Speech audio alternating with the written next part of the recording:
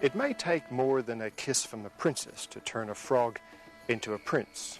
But, according to evolution's story, amphibians, such as frogs, really did turn into mammals, including princes. Today, the theory of evolution is considered an established fact, but it wasn't always so. The book of Genesis is a brief glimpse into the mystery of origins, the revelation of a supreme creator to a fallen creation, a truth doubted by few until only a century and a half ago, when an amateur naturalist set out on a voyage of discovery and shook the world with a heretical idea.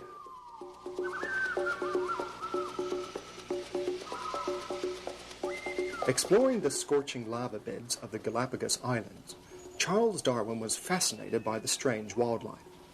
He saw that giant tortoises isolated on different islands were different sizes and shapes. And he imagined that, given enough time, if the tortoises kept on changing, they might eventually be transformed into something entirely different.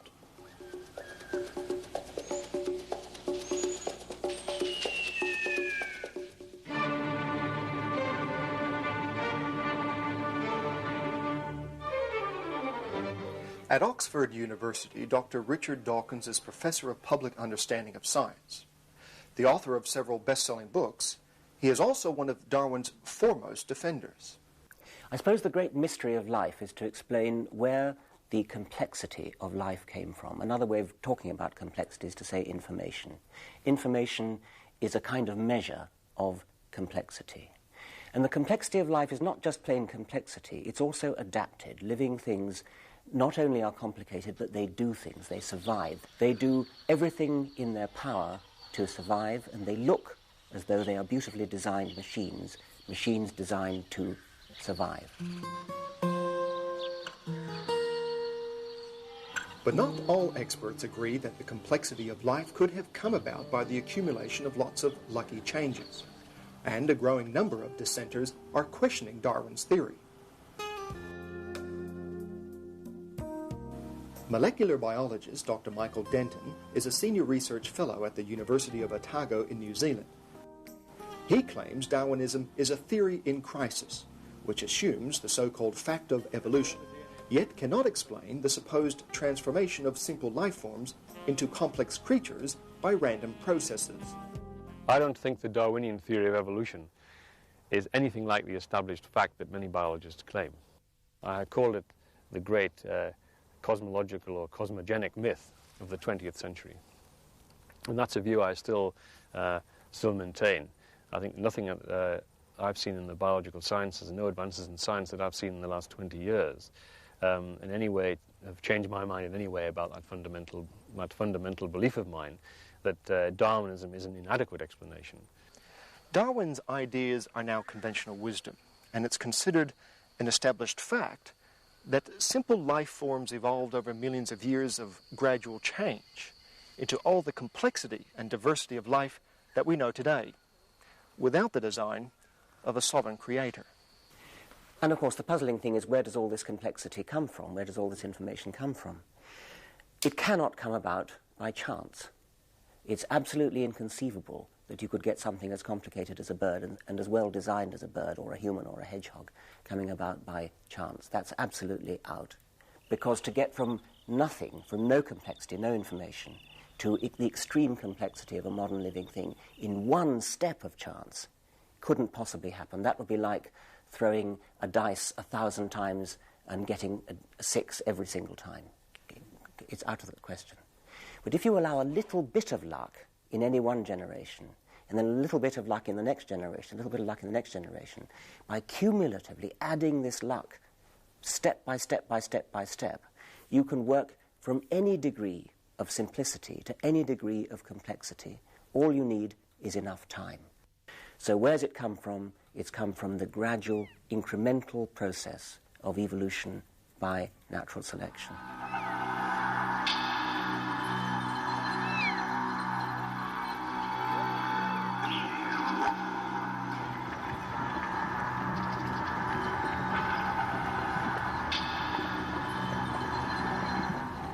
It's taken for granted in the modern world of science that ancestral fish appeared in a primeval ocean, then crawled out of the water, and became amphibians. Amphibians changed into reptiles, and reptiles into mammals.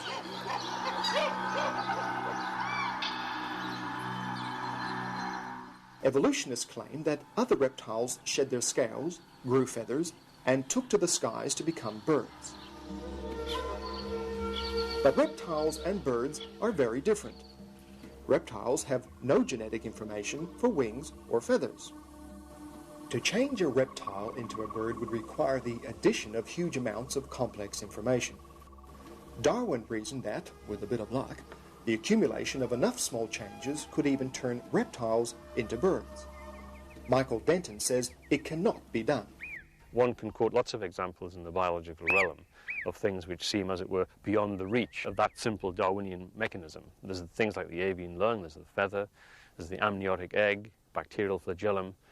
I mean, really a vast number of systems which have that unique watch-like sort of complexity that you find in nature, where in fact to have the system functioning you need A, B, C, D, so forth, all in place, interlocking like together before the thing will function. It's very difficult to see how those sorts of things were arrived at by undirected processes. I mean, you could take the feather, for example.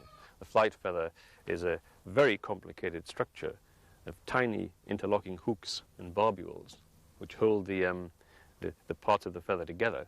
And it's these tiny little micro-adaptations within the feather which give it which adapt the feather for flight. And the Darwinian model of evolution requires that the intermediates are fully functional. And I can't imagine how you can get to such ends without having to sort of go through structures which are really not functional in some sense, in some biological sense.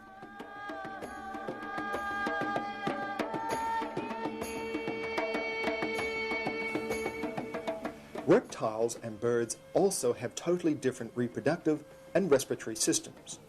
In reptilian lungs, air passes in and out of only one tube, which ends in tiny air sacs. But in birds, the air flows continually through the lungs in one direction, through a complex system of interconnected air sacs connected up with its hollow bones.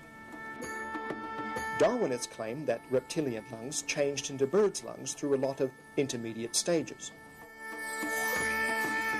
But Michael Denton says half-formed lungs won't work because the transitional form cannot breathe.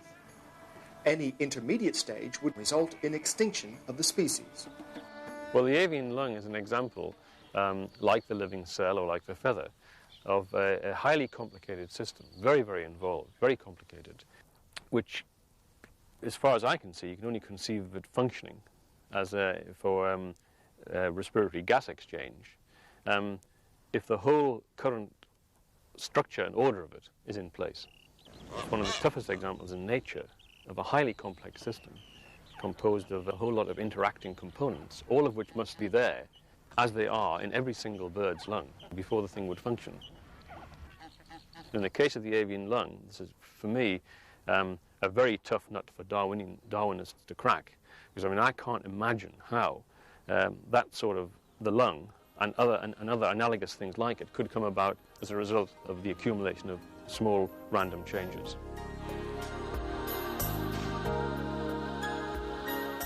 For simple life forms to evolve into more complex ones requires a massive input of new information. A microbe has about 2 books of 500 pages of complex coded genetic information on its DNA. A human has the equivalent of at least 1,000 books. To transform a microbe into a human means adding a whole library of new information. So where does this new information come from?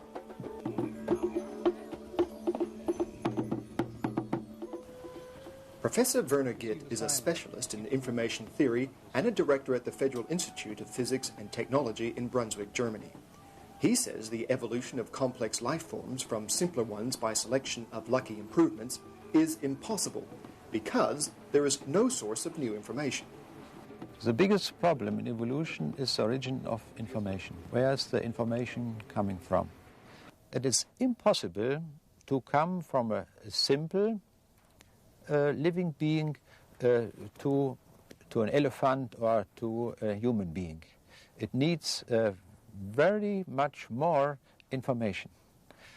And Information cannot come by a random process. Darwinists say the new information comes from genetic mutations that are passed on from one generation to the next. Genetic mutations are random errors, rather like mistakes made when copying a text. According to evolutionists, the most favorable of these mutations are preserved by natural selection. And it's the molecular genetics which finally provide the detailed evidence, the absolute knockdown evidence that nobody could possibly go against, because the molecular evidence really shows with the detail of, just like a sort of human text, you can see the changing letters, the changing words of the DNA, which are in effect describing, as generations go by, describing the anatomical changes, which are all that Darwin himself was able to see. Genetic mutations occur when genes are damaged, often by exposure to radiation or toxic chemicals. Some mutations have no effect, but most are detrimental and they're often fatal. Although most mutations are harmful, some mutations may be beneficial. Darwin has claimed that evolution occurs when these rare beneficial mutations accumulate through natural selection.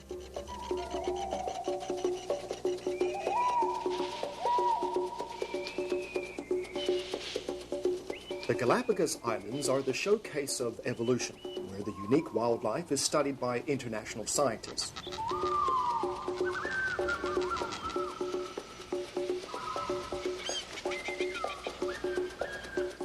Here, tourists are shown the flightless cormorant as an example of evolution through beneficial mutation. The Galapagos cormorant has lost the genetic information for wings, and without wings, it can swim and dive quite well, which may be an advantage. Galapagos tour guides explain that because of this apparent advantage, the flightless cormorant left more offspring, and so, through natural selection, it survived, while the other birds with wings died out. Flightless cormorants are really degenerate mutants with a loss of information for making wings. All examples of mutations are actually loss of information, even the favourable ones. There is no new genetic information. Claimed examples of evolution in action are actually examples of variation within a kind. Antibiotic resistance, insecticide resistance, peppered moths, all these are examples of rearrangement of existing genetic information or loss of genetic information. There's no new genetic information. If you reject the sufficiency of chance, undirected chance, as an explanation for biological phenomena as we see them on Earth, then you have to have some form of design hypothesis. This is the only alternative available. I think when you look at the laws of nature and you look at the cosmos, you have these two conflicting possibilities. You have the possibility of the transcendent Hebraic God who created the world and organized all the laws of nature to this end, or you have the other possibility that somehow the universe is a living whole, a self-organizing system.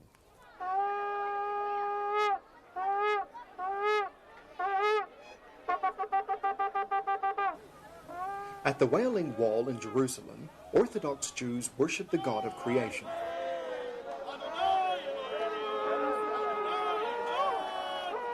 According to the book of Genesis, it is by design, not chance, that we came into existence.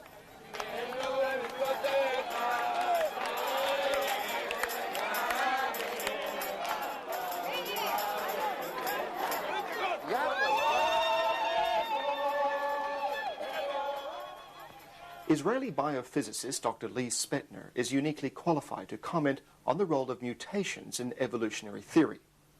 A specialist in the physics and mathematics of information, he has researched the signal-noise relationships in DNA as a Johns Hopkins University fellow.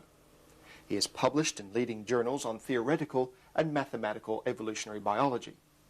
He believes the evidence supports the biblical account that God created certain basic types which have, through time, diversified as they adapted to their environment. I really do not believe that the neo-Darwinian model can account for large-scale evolution. What they really can't account for is the buildup of information. It's very improbable that there can be many small steps of evolution, many small changes adding up to one large change. And not only is it improbable on the mathematical level, that is theoretically, but experimentally, one has not found a single mutation that one can point at that actually adds information. In fact, every beneficial mutation that I have seen reduces the information, it loses information.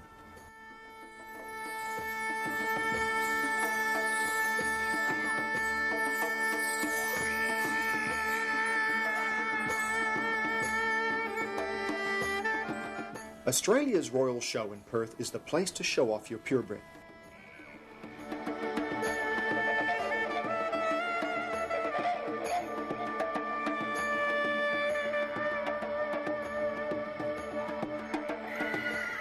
If it cannot be seen that mutations and natural selection increase genetic complexity, what about artificial selection?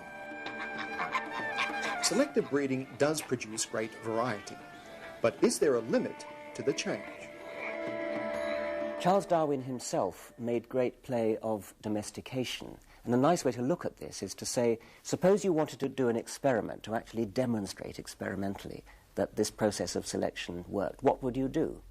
Well, what you do would be you'd say, well, it'll take me about 1,000 years, but given 1,000 years, what I can do is in every generation, I can breed for those qualities that I want to get.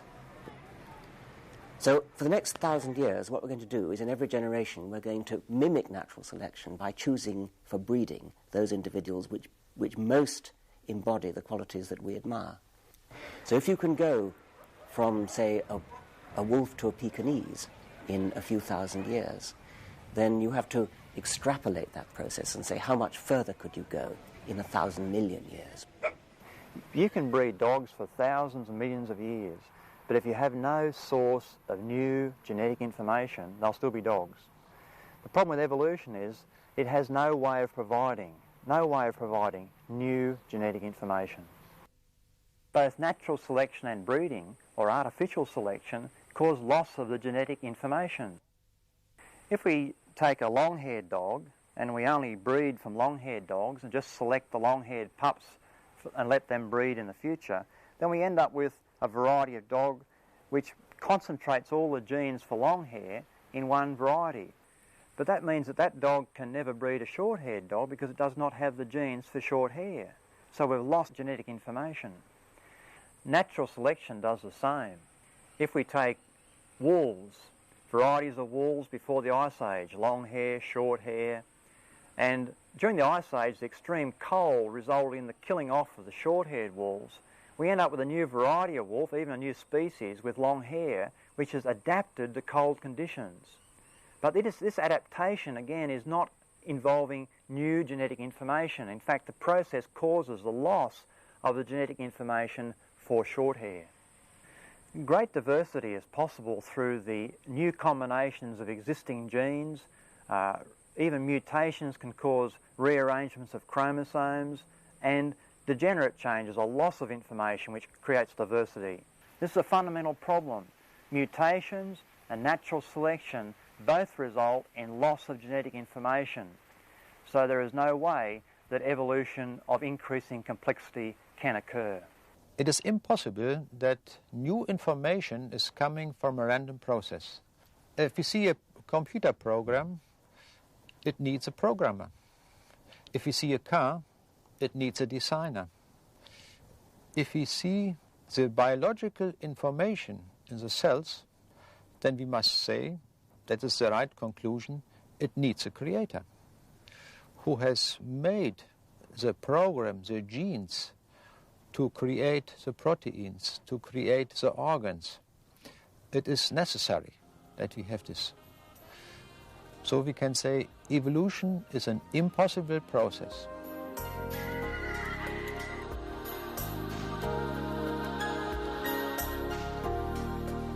Every school child learns the supposed evolution of the horse, from tiny ones with multiple toes to large one-toed modern horses. What were their ancestors like? You can trace the evolution backwards. The clues are in their skulls, feet and teeth. from four toes to one toe, from short teeth to long teeth, from browsers to grazers. Choose one of the lighted buttons. Choose now.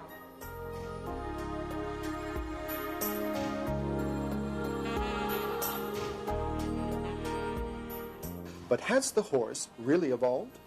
Many scientists doubt it. There are many different varieties of horses we can get through breeding, but they're still just horses. We can get large ones, small ones, even ones with 3 toes. Evolutionists put these into a sort of a sequence and add a fossil rock badger at the bottom and then claim that's evidence for evolution.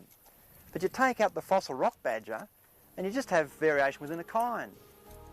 Horses breed horses. That's not evolution.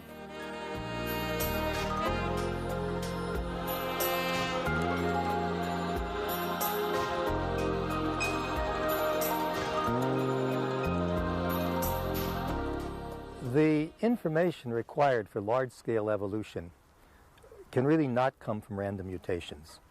The Darwinian model says that it does, but nobody has ever made a calculation to show that it does. I've made a calculation that shows that it doesn't. Professor Dawkins, can you give an example of a genetic mutation or an evolutionary process which can be seen to increase the information in the genome?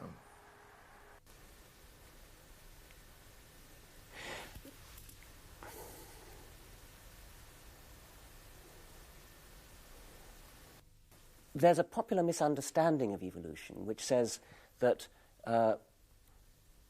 fish turned into reptiles and reptiles turned into mammals, and so somehow we ought to be able to look around the world today and look at our ancestors. We ought to be able to see the intermediates between fish and reptiles, or between reptiles and mammals. We ought to be able to see fish kind of on the way to becoming reptiles. But of course that's not the way it is at all. Fish are modern animals. They're just as modern as we are. They're descended from ancestors, which we're descended from.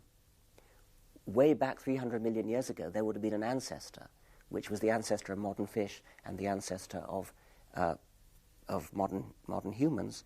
And that ancestor, if you could have been there then, you could have seen the first steps towards a fish, say, coming out onto the land and becoming something like an amphibian. But that was a long time ago. You wouldn't expect to see that today. If one were to believe the neo-Darwinian account, you would have to say that information is built up gradually in small steps, a little bit at a time. And if one examines the mathematics of this sort of thing happening, it turns out that one has to assume that at any stage in evolution that there are a large number of possible mutations that could occur that could be adaptive. And if there are a large number, we should be able to find some today. And the fact is that we don't. All the mutations that have been examined on a molecular level show that the organism has lost information and not gained it. The Genesis account of creation implies that virtually all genetic information existing today was present in the original kinds. So, great variation is possible within each kind, but one basic kind cannot change into another.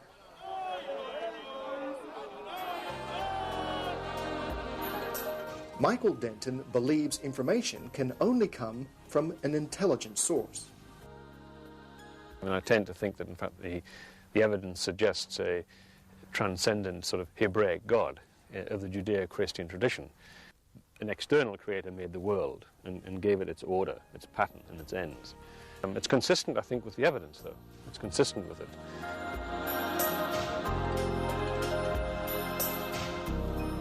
Just as the information in books has to come from an intelligent source, so the huge amount of genetic information in living things must come from an intelligent creator. The evidence fits the biblical model, where there's a large amount of genetic information created in the beginning, allowing adaptation within the kind and being degraded since. The information had to be programmed into the living things in the beginning. Living things did not evolve, they were created. If we look to the Bible, then we see there is a creator. The creator has made all things, the material processes and also the information. Evolutionists believe complex life forms came from simpler ones, but random processes with natural selection can't account for it, and it's never been observed or replicated. The accumulation of gradual changes produced by lucky chance has never been shown to add new information or increase complexity. Creationists believe that all the evidence points to a creator. Dogs may be hairy or bald, and frogs may be spotted or green. But dogs will be dogs, and frogs will always be frogs. Even with a kiss from a princess, a frog will never become a prince.